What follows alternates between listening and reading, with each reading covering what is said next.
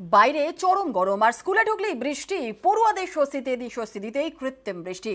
সৌজন্যে দীঘার রামনগরের বেসরকারি স্কুল।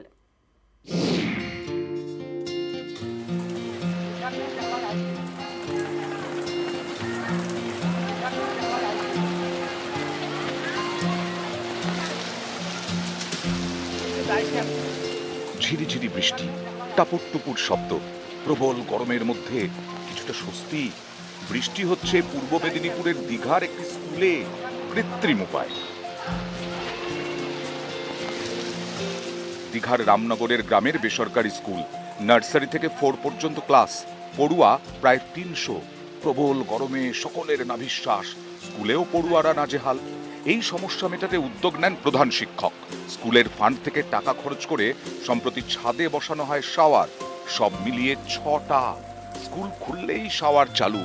বাইরে যখন কাঠ ফাটা রোদ, ঠিক তখন স্কুলে বৃষ্টি, কৃত্রিম বৃষ্টি। এতে কিছুটা হলেও ঠান্ডা হচ্ছে ক্লাসরুম। এই গরমের মধ্যে কী করে বাচ্চাদেরকে পড়ানো যায়, তাই আমি যদি কৃত্রিম বৃষ্টি ঘটানো যেতে পারে আর চিন্তা ভাবনা করলাম গার্ডেন ফোয়ারা লাগিয়ে উপরে সব মোটরের মাধ্যমে জল দিয়ে ঠান্ডা জলটা যদি আমরা বৃষ্টি ঘটাতে পারি, হ্যাঁ, খুব ছেলেদের পক্ষে উপকার হবে এবং পড়াশোনা তাদের ব্যাঘাত ঘটবে না। হ্যাঁ, এই চিন্তা ভাবনা করে আমি এটাকে তৈরি করেছি। প্রচুর গরম, তার মধ্যে বৃষ্টি হচ্ছে, বাইরে দেখতে পাচ্ছ বৃষ্টি হচ্ছে, ক্লাসরুমে বসে বৃষ্টির আনন্দ পাচ্ছ, ঠান্ডা লাগছে। কিভাবে বৃষ্টি হচ্ছে জানো?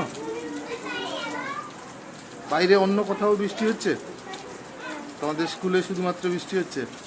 প্রশংসাযোগ্য, কেননা এই যা গরম দিয়েছে তো ছোট বাচ্চাদের পক্ষে তো খুবই অসুবিধে। তো স্যার যে সিস্টেমটা চালু করেছেন দেখেই তো খুব ভালো লাগলো এবং বাচ্চারাও খুব এতে আরাম অনুভব করছে।